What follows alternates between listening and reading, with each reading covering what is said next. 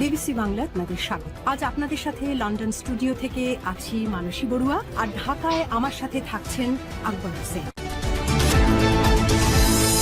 বাংলাদেশের সর্বশেষ গুরুত্বপূর্ণ আপডেট সংবাদে আপনাকে স্বাগত। শুরুতেই সংবাদ শিরোনাম, পরে বিস্তারিত। প্রথমেই জানাবো, নবনির্বাচিত রাষ্ট্রপতিকে জামাত আমিরের অভিনন্দন। নবনির্বাচিত রাষ্ট্রপতি মির্জা ফখরুল ইসলাম আলমগীরকে অভিনন্দন জানিয়েছে বাংলাদেশ। জামাত ইসলামের আমির ডাক্তার শফিকুর রহমান ফল ঘোষণার পর ফেসবুক পোস্টে তিনি বলেছেন, আজ 20 আগস্ট 2026 বাংলাদেশের 23তম রাষ্ট্রপতি নির্বাচন অনুষ্ঠিত হল। নির্বাচনে জনাব মির্জা ফখরুল ইসলাম আলমগীর 23তম রাষ্ট্রপতি নির্বাচিত হয়। আমি তাকে আন্তরিক অভিনন্দন জ্ঞাপন করছি। এরপর জানাবো, নতুন রাষ্ট্রপতির কাছে শারজিস আলমের প্রত্যাশা।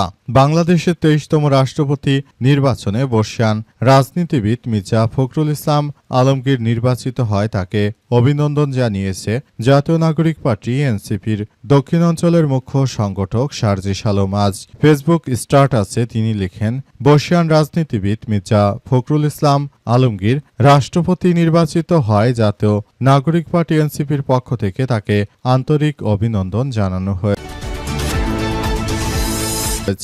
এদিকে নতুন রাষ্ট্রপতিকে প্রথম অভিনন্দন জানালো দুই দেশ। বাংলাদেশে 23তম রাষ্ট্রপতি নির্বাচিত হয় বিএনপির মহাসচিব মির্জা ফখরুল ইসলাম আলমগীরকে দুই দেশ থেকে শুভেচ্ছা জানানো হয়েছে। এর মধ্যে রয়েছে যুক্তরাজ্য এবং চীন।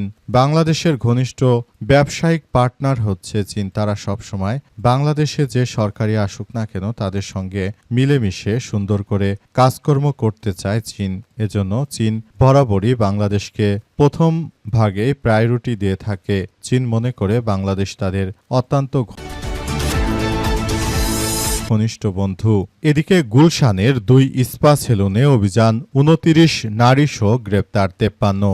রাজধানীর অভিজাত এলাকায় গুলশানে 2টি স্পা সেলুনে রাতে অভিযান চালিয়ে পৃথক অভিযানে সেখান থেকে নারী ও পুরুষ মিলে 53 জনকে গ্রেপ্তার করা হয়েছে। পুলিশের ভাষ্য অনুযায়ী দুটির আড়ালে রাজনৈতিক ও অবৈধ কর্মকাণ্ড চলছিল। আটককৃতদের মধ্যে 29 জন নারী এবং 24 জন পুরুষ রয়েছে। আজ ডিএমপির মিডিয়া বিভাগ থেকে এই তথ্য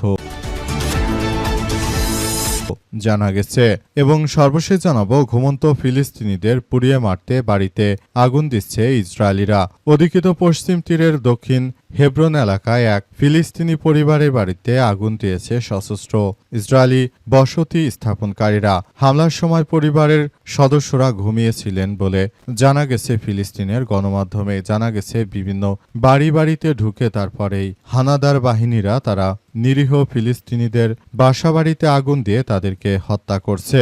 এ অবস্থা যদি চলতে থাকে তাহলে এটি বাংলাদেশের জন্য খুবই এক ভয়াবহ, কারণ ফিলিস্তিনিরা আমাদের মুসলিম ভাই বোন, তাদের যেভাবে হত্যা করা হচ্ছে বিষয়টি আমরা কোনোভাবেই মেনে নিতে পারছি না। প্রিয় দর্শক, এতক্ষণ শুনছিলেন সংবাদ শিরোনাম, এবারে বিস্তারিত।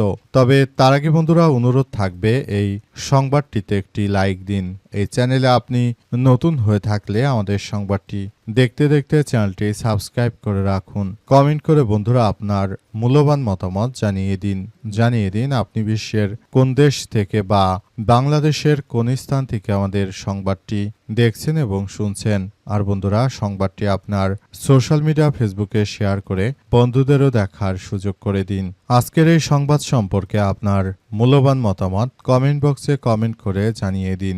গাজা যুদ্ধে আপনি যদি নিরীহ ফিলিস্তিনিদের ভালোবেসে থাকেন বন্ধুরা, কমেন্ট বক্সে কমেন্ট করে সেটি পুরো বিশ্ববাসীর মাঝে ছড়িয়ে দিন। এবারে বিস্তারিত। নবনির্বাচিত রাষ্ট্রপতিকে জামাত আমিরের অভিনন্দন। নবনির্বাচিত রাষ্ট্রপতি মির্জা ফখরুল ইসলাম আলমগীরের সঙ্গে কোলাকুলি করেছেন জামাতের আমির। এই ঘটনায় সবাই বলাবলি করছে যে তাহলে আপনাদের তলে তলে এত মিল, তাহলে জাতীয় নাগরিক পার্টি এনসিপির যে এক নেতা আলিফের যে চোখ উপড়ে দেয়া হয়েছিল সেই বিষয়টি আপনারা কিভাবে দেখছেন? যদি মির্জা ফখরুল তারেক রহমানের সঙ্গে জামাত আমিরের এত কোলাকুলির সম্পর্ক হয়, আপনারা যদি এতটা মিলেমিশে চলতে পারেন, তাহলে কেন আপনাদের মধ্যে এত সমস্যার সৃষ্টি হয়েছে? আপনারা কেনই তাহলে সেদিন ছেলেটি আলিফ নামের সেই ছেলেটির যে চোখ উপড়ে দিল বিএনপি, এর জন্য এই তারেক রহমান আসলে তিনি কি বা করেছেন? তিনি মূলত কিছুই করতে পারেনি। অবস্থা যদি চলতে থাকে তাহলে দেশের মানুষ খুব শীঘ্রই এই রাজনৈতিক দলগুলোর মুখে ঝাঁটার বাড়ি দেবে, কারণ রাজনৈতিক দলগুলো এতটা বেহায়া, তারা নিজেরা এক হয়ে থাকবে আর অপরপক্ষে দেখা যাবে যে অন্য মানুষের ছেলেদের জীবন যাবে। অবস্থা আসলে চলতে দেয়া যায় না। এই রাজনৈতিক দলগুলো আসলে তারা নিজেদের মতো করে কি করতে চায়, কি বলতে চায়। তারা যদি দেশটিকে এই ধরনের সন্ত্রাসের অভয়ারণ্যে পরিণত করতে চায়, এটি আমাদের জন্য এক ভয়াবহ বিপর্যয়কর এক পরিস্থিতির সৃষ্টি হতে পারে। বিষয়টি সবার জন্য খুবই গুরুত্ব দিয়ে দেখভাল করা উচিত বলে মনে করি আমরা। যদি তারেক রহমানের সঙ্গে এত দহরম মহরম, তাহলে জামাতের আমিরকে কেন তারা গুপ্ত বলে দেশের মধ্যে এই ধরনের বিশৃঙ্খল পরিস্থিতির সৃষ্টি করে?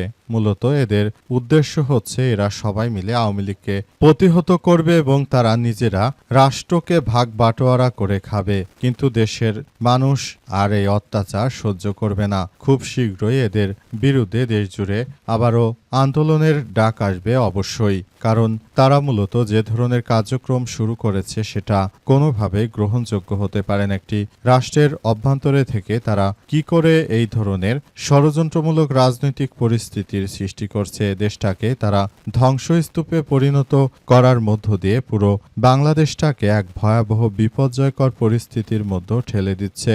অবস্থা চলতে থাকলে ভবিষ্যতে বাংলাদেশ আরও এক ভয়াবহ বিপর্যয়কর পরিস্থিতির মধ্যে পড়ে যাবে।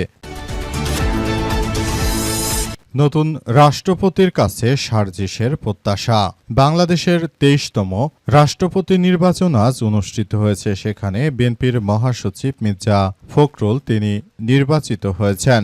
মির্জা ফখরুল ইসলাম আলমগীর বাংলাদেশের রাজনীতিতে সবথেকে ব্যর্থ ব্যক্তি হিসেবে তাকে বলা হয়ে থাকে, কারণ তিনি যখন বিএনপির প্রেসিডেন্ট ছিলেন বা মহাসচিব ছিলেন, তৎকালীন সময়ে বাংলাদেশের প্রধানমন্ত্রী বেগম খালেদা জিয়া তিনি মূলত আওয়ামী লীগের নিষ্পেষণে তিনি দীর্ঘদিন ধরে কারাবরণ করে ধীরে ধীরে তিনি মৃত্যুর দিকে চলে গেছেন। অথচ মির্জা ফখরুলের মতো একজন লোককে তিনি বসিয়েছিলেন বিএনপির প্রেসিডেন্টের পদে। অথচ মির্জা ফখরুল ইসলাম আলমগীর খালেদা জিয়ার জন্য কিছুই করতে পারেনি। তাই তো আমাদের দৃষ্টিতে বলতে গেলে বাংলাদেশের সবথেকে বড় ব্যর্থ মানুষ হচ্ছে মির্জা ফখরুল। রাজনৈতিকভাবে মির্জা ফখরুল এতটাই ব্যর্থ যে নিজের দলের দুঃসময় তিনি দলের জন্য কিছুই করতে পারেনি। এরপর ২৪শে আগস্ট এলো, যখন শিক্ষার্থীরা বুকের তাজা রক্ত দিচ্ছিল, তখন মির্জা ফখরুল বলল যে এই আন্দোলনের সঙ্গে নাকি তাদের কোনো সম্পর্ক নেই। আন্দোলন শিক্ষার্থীরা করছে, তারা কিছুই জানে না। অথচ সেই শিক্ষার্থীদের আন্দোলনের কাঁধে পাড়া দিয়েই বিএনপি ক্ষমতায় এসেছে আর এবার রাষ্ট্রপতির পদে বসলেন তিনি। বর্ষিয়ান রাজনীতিবিদ মির্জা ফখরুল ইসলাম আলমগীর রাষ্ট্রপতি নির্বাচিত হয়। জাতীয় নাগরিক পার্টির পক্ষ থেকেও ভাবের ভাব তাকে স্বাগত জানানো হয়েছে, যেটা না জানালেই নয়। নতুন রাষ্ট্রপতিকে প্রথম অভিনন্দন জানালো দুই দেশ। বাংলাদেশের ২৩তম রাষ্ট্রপতি নির্বাচিত হয়েছে। বাংলাদেশের মির্জা ফখরুল ইসলাম আলমগীর দীর্ঘ চড়াই উতরাইয়ের পর মির্জা ফখরুল ইসলাম তিনি মূলত বাংলাদেশের ২৩তম রাষ্ট্রপতির পদে নির্বাচিত হয়েছেন। অবস্থা আসলে বিএনপির জন্য খুবই স্বস্তিদায়ক ব্যাপার হলেও আমাদের জন্য খুবই বেদনাদায়ক ঘটনা, কারণ বিএনপির মহাসচিব মির্জা ফখরুল ইসলাম আলমগীর তিনি একজন ব্যর্থ রাজনীতিবিদ। তিনি মূলত বিএনপির চেয়ারপারসন বেগম খালেদা জিয়াকে কারাগার থেকে মুক্ত করতে পারেননি।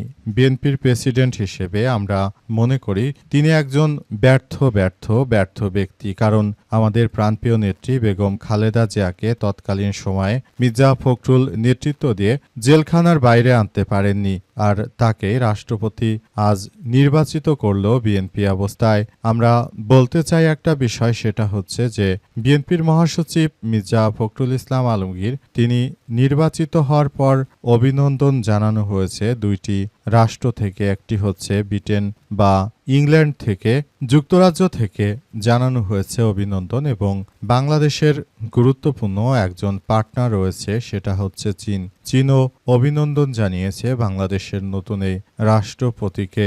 অবস্থার মধ্য দিয়ে আমরা বলে দিতে চাই, নতুন রাষ্ট্রপতি পায় বাংলাদেশ খুশি হলেও আমরা সাধারণ নাগরিক যারা রয়েছি তারা আসলে খুশি হতে পারিনি।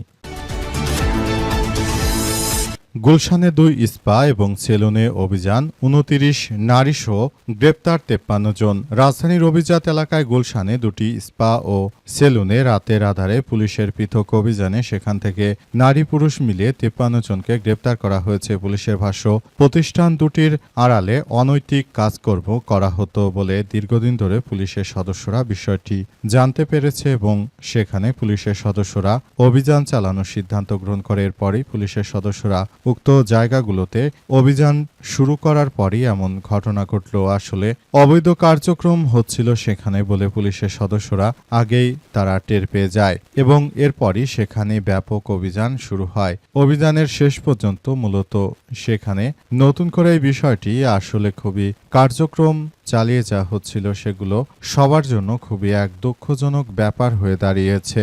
অবস্থা চলতে থাকলে দেশে এক রসাতলে যাবে, কারণ দেশের মানুষের যদি নৈতিকভাবে চরিত্র ঠিক না হয় তাহলে দেশ কখনোই ভালো কিছু অর্জন করা সম্ভব হবে না। কারণ আমরা মনে করি দেশে এই মুহূর্তে যে ধরনের বিপর্যয়কর পরিস্থিতির সৃষ্টি হয়েছে আসলে সেখান থেকে সবাইকে বেরিয়ে আসতে হবে। যদি এই ধরনের কার্যক্রম চলতে থাকে তাহলে সেটি আসলে গ্রহণযোগ্য নয়।